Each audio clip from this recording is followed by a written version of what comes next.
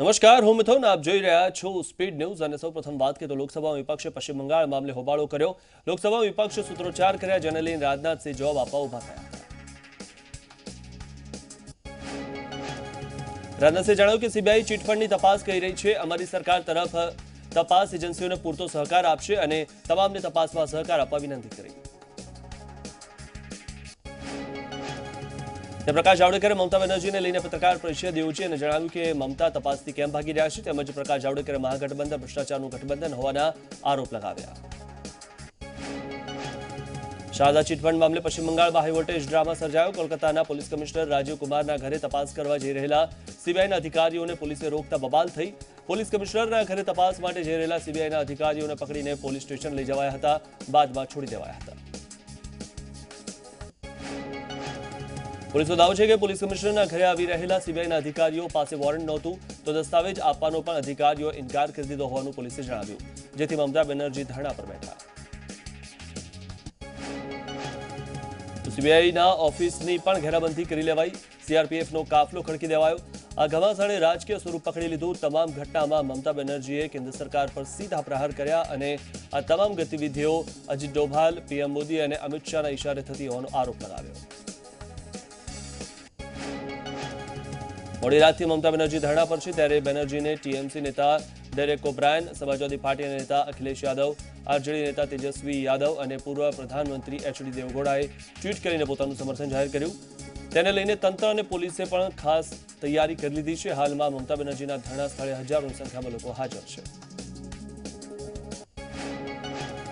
મમતા બેનર્જીના ધરણા પર છે, ત્યારે સ્મૃતિ ઈરાનીએ જણાવ્યું કે મમતાજીના આવા વર્તનથી આખું રાષ્ટ્ર સ્તબ્ધ છે કે લૂંટેરાઓને દીદીએ પોતાનું સમર્થન આપ્યું છે. તો ડ્યુ પ્રોસેસ ઓફ લોમાં દીદી અવરોધરૂપ થઈ રહી છે. તેમના ગેરબંધારણીય પગલે બંગાળની પ્રજા હેરાન પરેશાન થઈ રહી છે.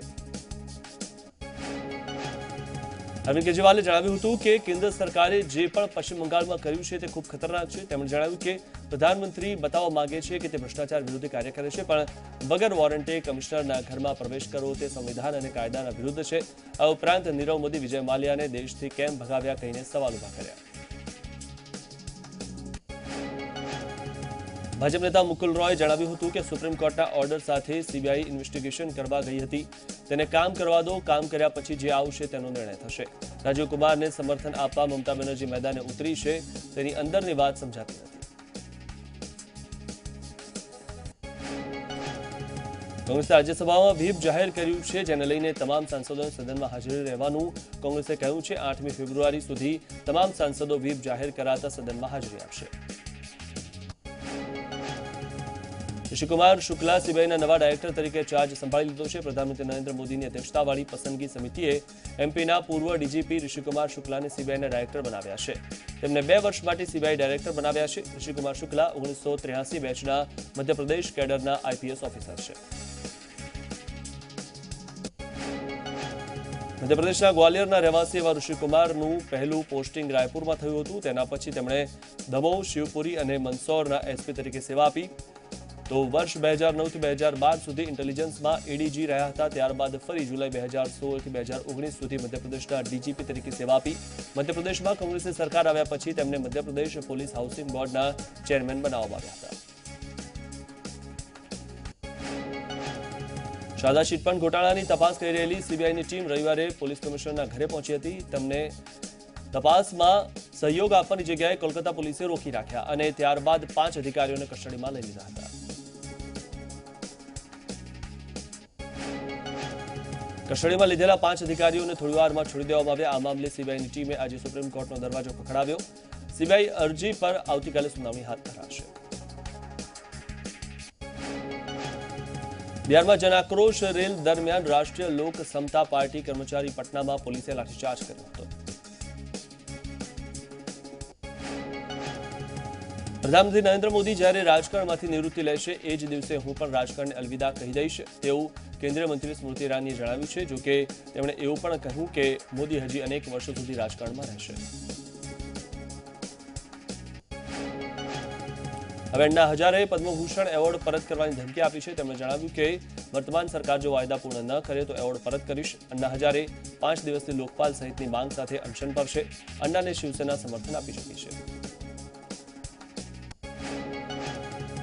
પ્રયાગરાજમાં કુંભનું બીજું શાહી સ્નાન આજે અને મૌની અમાસના દિવસે શાહી સ્નાનનું ખાસ મહત્વ છે, ત્યારે યોગી સરકારે પણ તેને લઈને ખાસ તૈયારીઓ કરી છે. શાહી સ્નાન માટે 40 ઘાટ પર વ્યવસ્થા કરવામાં આવી, જ્યારે 6 કિલોમીટરનો ઘાટ તૈયાર કરવામાં આવ્યો. આ સિવાય 1000 જેટલા પોલીસ કર્મચારી તૈનાત કરાયા. આજે એક જ દિવસમાં પ્રયાગરાજમાં હશે સૌથી વધુ જનસંખ્યા હોવાથી વિશ્વ રેકોર્ડ સર્જાશે. એક જ દિવસમાં 5 કરોડથી વધુ લોકોની હાજરી હશે. ઉલ્લેખનીય છે કે પ્રયાગરાજમાં બીજા શાહી કુંભ સ્નાનમાં પ્રારંભ થયો છે, જેમાં 5 કરોડ લોકોની હાજરીની સંભાવના છે. મુંબઈમાં પબજી ગેમે કિશોરનો ભોગ લીધો. પબજી ગેમ રમવા માટે નવો સ્માર્ટફોન ન મળતા કુલ્લાના નહેરુનગરના 18 વર્ષીય યુવકે આત્મહત્યા કરી. પરિવાર 20,000નો ફોન અપાવવા તૈયાર હતો, પણ કિશોરને 37,000નો ફોન જોઈતો હતો. દિલ્હીમાં કડકડતી ઠંડીનો કેર યથાવત છે. ગાઢ ધુમ્મસના કારણે જનજીવન અસ્તવ્યસ્ત થઈ ગયું છે. ટ્રેન વ્યવહારને પણ અસર પહોંચી છે. 27 ટ્રેન રદ થઈ છે અને અનેક ફ્લાઇટને પણ અસર થઈ. બનાસકાંઠામાં એક્સપાયરી થયા વગરની સરકારી દવાનો જથ્થો તેનીવાડા ગામ હાઈવેના પુલ પર ફેંકી દેવામાં આવ્યો. બાલ અમૃતમ પોષક આહારના પેકેટ કચરામાંથી મળી આવ્યા. ગુજરાત સરકારના વિનામૂલ્યે વિતરણ કરતી દવા ફેંકી દેવામાં આવી છે. અમદાવાદમાં ગોતાની ઇન્સ્ટિટ્યૂટ ઓફ ટેકનોલોજી કોલેજ કેમ્પસમાં વિદ્યાર્થી પર હુમલો કર્યો, ત્યારે હુમલાનો ભોગ બનનાર વિદ્યાર્થીને સારવાર માટે હોસ્પિટલ ખસેડાયો. ઘટનાને કોલેજ તંત્ર દબાવવાનો પ્રયાસ કરતો હોવાનું સામે આવ્યું, ત્યારે હુમલો કરનાર વિદ્યાર્થીને એક રૂમમાં ગૂંથી રખાયો છે. હુમલો કરનાર વિદ્યાર્થી 6ઠ્ઠા સેમેસ્ટરમાં અભ્યાસ કરે છે. 24 કલાકના માવા મુક્ત અભિયાનને અમદાવાદના મેયરે બિરદાવ્યું. મેયર બિજલ પટેલે ફેસબુક પર પોસ્ટ કરીને કહ્યું કે આ અભિયાનથી યુવાનોને સાચી દિશા મળશે.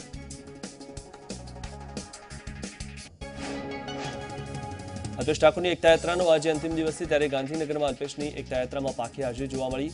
રાચરડા શિલજથી ડભોડામાં એકતા યાત્રા પૂર્ણ થશે. અલ્પેશ ઠાકોર સાથે આશાબેનને લઈને વાત કરતા તેમનો સૂર બદલાયો. પહેલા અલ્પેશ ઠાકોરે કહ્યું હતું કે તેમને સમજાવ્યા છે, અને હવે અલ્પેશે કહ્યું આશાબેનની વાત સાચી છે.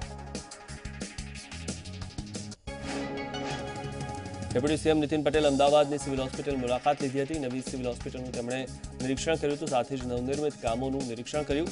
આરોગ્ય કમિશનર પૂનમચંદ પરમારે પણ નીતિન પટેલની મુલાકાત દરમિયાન હાજરી આપી હતી.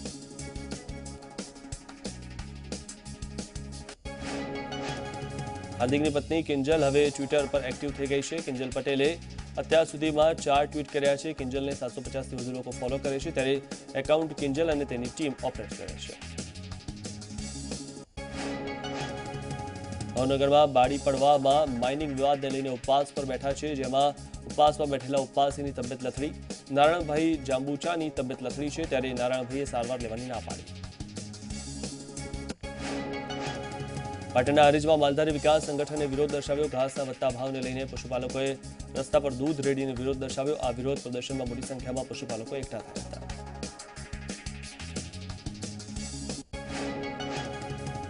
અમદાવાદમાં કોશરબ આશ્રમ ખાતે કોંગ્રેસે ધરણા યોજ્યા.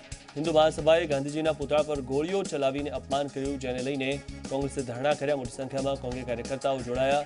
ઇમરાન ખેડાવાલા, શહેર પ્રમુખ શશિકાંત પટેલ સહિતના નેતા હાજર રહ્યા. અમિત ચાવડા પણ ઉપસ્થિત રહ્યા. ધરણામાં હાજર રહેલા અમિત ચાવડાએ જણાવ્યું કે ગાંધીજીનું અપમાન નહીં સહન કરીએ. આજ સુધી આવું નથી થયું. ગોડસેનું સન્માન અને ગાંધીજીનું અપમાન કરાયું છે.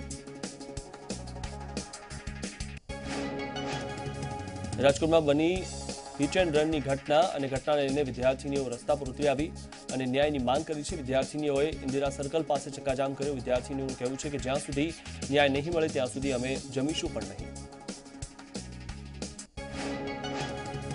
વિદ્યાર્થીનીઓએ કરેલા ચક્કાજામથી ટ્રાફિક જામ પણ થઈ ગયો. ઉલ્લેખનીય છે કે કાર ચાલકે 2 વિદ્યાર્થીનીને અડફેટે લીધી હતી, જેમાં એક વિદ્યાર્થીનીનું ઘટના સ્થળે જ મોત થયું.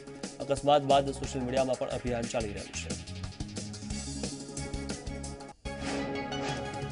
અમદાવાદ મહાનગરપાલિકા કર્મચારી મંડળની હડતાલની ચીમકી આપી છે. આવતીકાલથી વિવિધ વર્ગના કર્મચારીઓ પગાર પંચ, બઢતી અને આશ્રિતોને નોકરી જેવા મુદ્દે હડતાલ કરશે. ત્યારે આ હડતાલને લઈને એએમસીના વિવિધ ઝોનમાં અસર જોવા મળી શકે છે.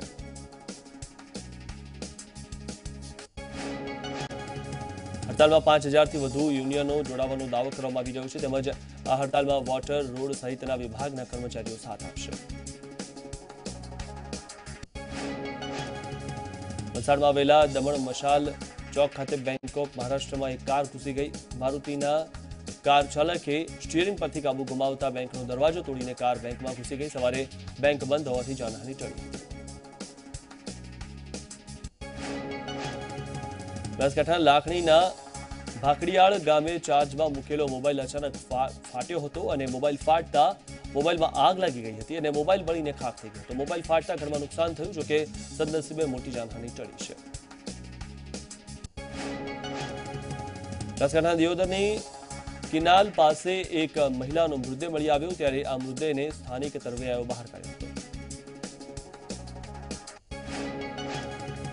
મૃતદેહ મળ્યાની જાણ પોલીસને થતા ઘટના સ્થળ પર આવી પહોંચી હતી. તપાસ હાથ ધરી હતી. તપાસ દરમિયાન મહિલા સવાણિયા ગામની હોવાનું સામે આવ્યું. મહિલા 2 સંતાનની માતા છે. સુરતમાં વેડ રોડના ફ્લેટમાં પ્રેતના આતંકની અફવા ફેલાઈ રહી છે. ઘરના લોકોએ જણાવ્યું કે ઘરમાં એકાએક તમામ કપડાં ફાટી જાય છે, રૂપિયા વાયર પણ કપાઈ જાય છે. 13 વર્ષના બાળકના પહેરેલા કપડાં પણ ફાટ્યા હોવાનું જણાવ્યું છે. જો કે આ અંધશ્રદ્ધાનું 24 કલાક સમર્થન નથી કરતું.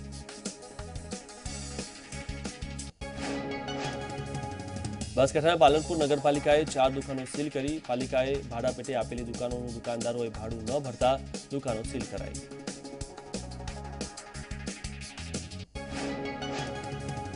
અનેકવાર નોટિસો આપ્યા બાદ પણ ભાડું ન ભરવામાં આવતા કાર્યવાહી કરવામાં આવી.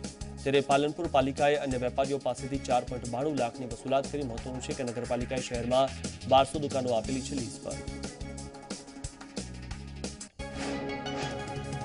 અમદાવાદ માનવ તસ્કરી કૌભાંડમાં વધુ એકની ધરપકડ કરવામાં આવી છે. માયાના સાગરીત પ્રકાશ મરાઠીની ધરપકડ કરવામાં આવી છે.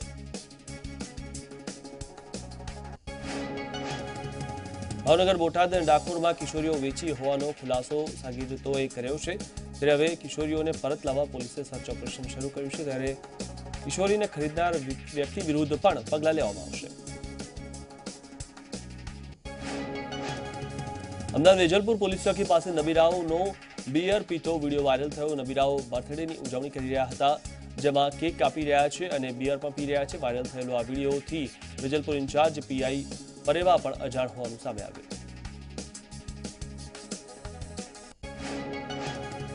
મહેસાણા રામપુરાના કુકસમાં જૂથ અથડામણની ઘટના સામે આવી. આડા સંબંધને લઈને આ જૂથ અથડામણ થઈ હોવાનું સામે આવ્યું, જેમાં ઘાતકી હથિયાર સાથે હુમલો કરતા 2 લોકો ઇજાગ્રસ્ત થયા હતા.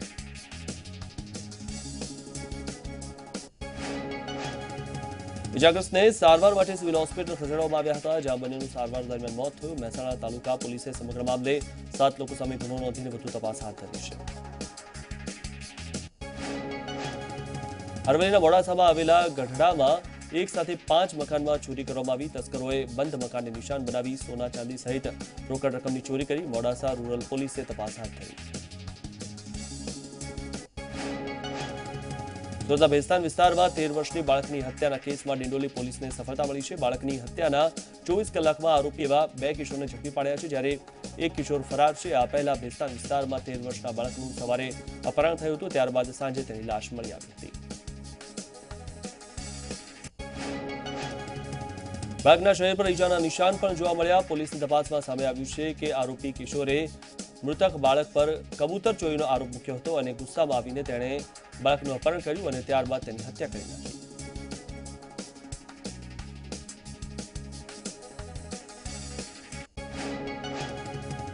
મોરબીના ચંકારાની લાઈફ લિંક્સ શાળામાં વિદ્યાર્થીને સંચાલક અને શિક્ષિકાએ માર માર્યો હોવાની ઘટના બની. શાળામાં ફટાકડો કેમ ફોડ્યો તેમ કહીને વિદ્યાર્થીને માર મારવામાં આવ્યો હતો, જેને લઈને શાળા સંચાલક અને 4 શિક્ષકો સામે પોલીસે એટ્રોસિટી ફરિયાદ દાખલ કરી અને 5ની અટકાયત કરી.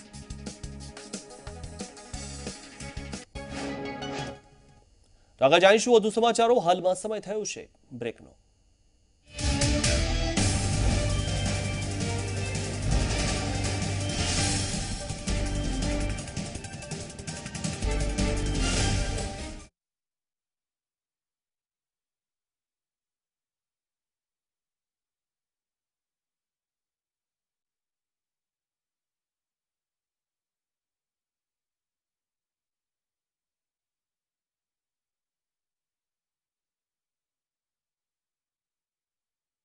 હું આપના માધ્યમથી સર્વે જનતાને એક અપીલ કરું છું કે સર્વે લોકો તમાકુનું વ્યસન જે કોઈને છે તેઓ તમાકુનું વ્યસન છોડે અને તમાકુ મુક્ત ગુજરાતના અભિયાનમાં દરેક નાગરિક જોડાય તેવી મારી સર્વને નમ્ર અપીલ છે. सबसे पहले मैं जी24 कलाक को ये टोबैको फ्री गुजरात के लिए बहुत बहुत बधाई दूंगा कि उन्होंने एक बहुत ही अच्छी कैंपेन जो आज के युग में चाहिए थी वो चलाई है और मैं इसकी सफलता के लिए भी उनको अपनी विशेष देता हूं.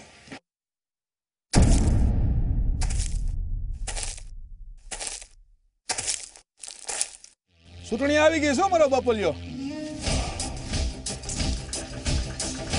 વોટ આપવાના છો ને, આપજો પાછા.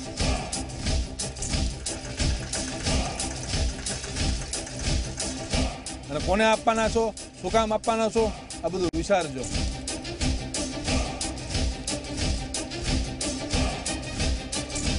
આ બધું હું પૂછવા આવું છું તમને વોટ યાત્રા લઈને.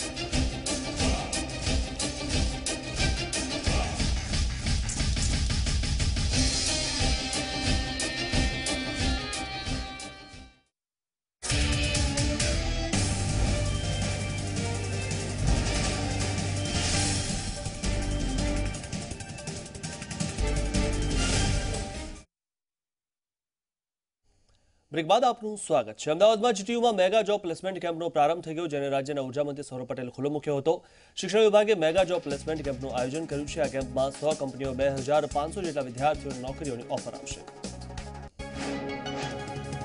આજથી 30મો રાષ્ટ્રીય માર્ગ સલામતી સપ્તાહ શરૂ થઈ ગયો. આજથી 10 ફેબ્રુઆરી દરમિયાન તેની ઉજવણી કરવામાં આવશે, જેના અંતર્ગત રાજ્યની શાળામાં સલામતી સપ્તાહની ઉજવણી કરવામાં આવશે.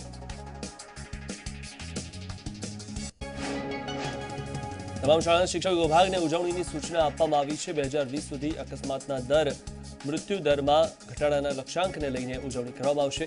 શાળામાં નાટક, સ્પર્ધા, ક્વિઝ જેવા અભિયાન ચલાવીને લોકજાગૃતિ આપવામાં આવશે. વડોદરામાં ફીડર નલિકા પર ફ્લો મીટર બેસાડવાની કામગીરીને લઈને 1 દિવસનો પાણી કાપ મુકાશે, જેના કારણે આજવા, નોર્થ હરણી, નાલંદા, ગાજરાવાડી, હરણી, લાલબાગ, માંજલપુર, પાણીગેટ, ટાંકી વિસ્તારોમાં પાણી કાપ રહેશે. આવતીકાલે આ વિસ્તારોમાં પાણીનું વિતરણ કરવામાં નહીં આવે.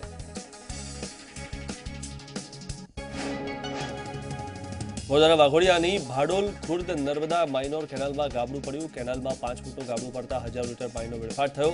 પાણીનો વેડફાટ થઈ રહ્યો છે. પાણીના વેડફાટ જતાં નર્મદા નિગમના અધિકારીઓ ઘટનાથી અજાણ છે. વારંવાર ગાબડા પડવાથી ખેડૂતો પણ પરેશાન થયા છે. ખેડૂતો જાતે કેનાલનું ગાબડું પૂરવા મજબૂર બન્યા છે.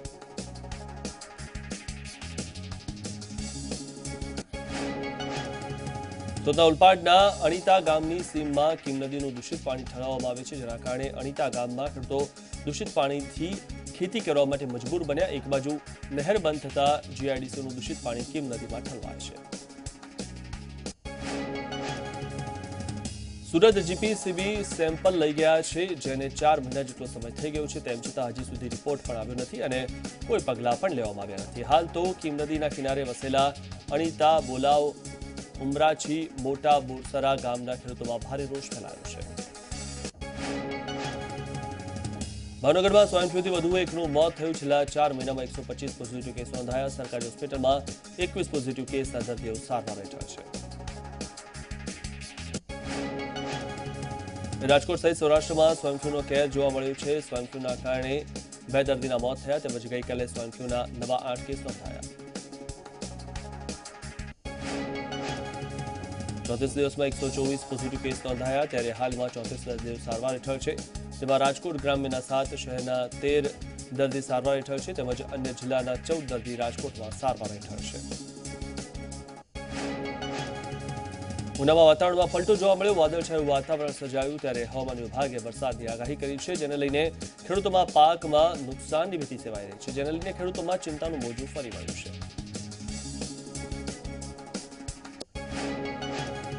અરવલ્લીના વાતાવરણમાં પણ પલટો જોવા મળ્યો. મોડાસા, શામળાજી સહિત વિસ્તારોમાં વાદળછાયું વાતાવરણ જોવા મળ્યું. માવઠું થવાની ભીતિથી ખેડૂતો ચિંતામાં છે. વાદળછાયા વાતાવરણને પગલે ઠંડીમાં આંશિક રાહત મળી છે. પાટણ પંથકમાં વાતાવરણમાં પલટો. આકાશમાં છૂટાછવાયા વાદળો ઘેરાયા છે. વાદળછાયું વાતાવરણ થતાં ખેડૂતોમાં ચિંતા જોવા મળી. વાતાવરણના કારણે રવિ પાક ખરાબ થવાની ભીતિ છે.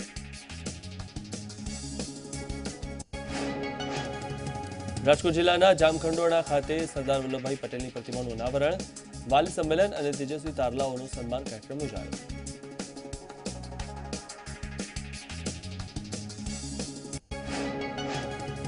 આ પ્રસંગે ખાસ લોકડાયરાનું આયોજન કરવામાં આવ્યું, જેમાં મંત્રી જયેશ રાદડિયા અને તેમના ભાઈ લલિત રાદડિયા પર પૈસાનો વરસાદ કરવામાં આવ્યો. આ ડાયરામાં જાણીતા ગાયક કલાકાર કીર્તિદાન ગઢવી અને અલ્પાબેન પટેલે રમઝટ બોલાવી.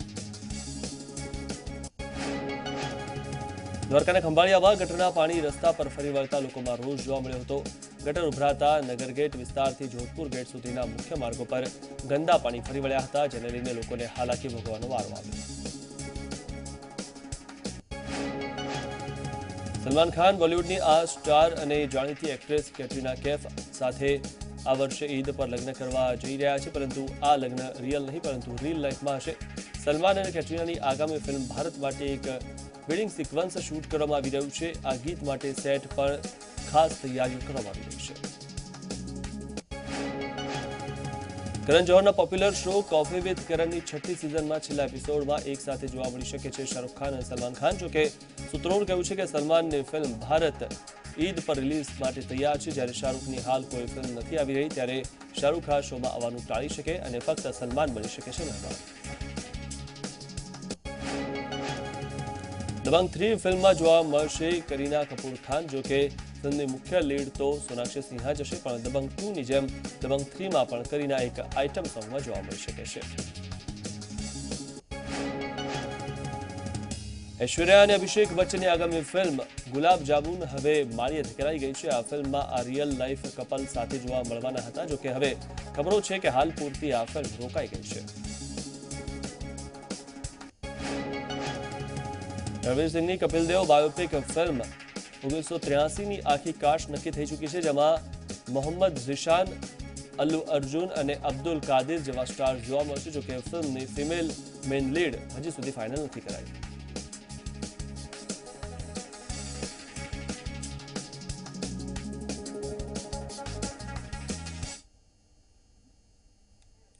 હવે વાત કરીએ માવા મુક્ત ગુજરાતની.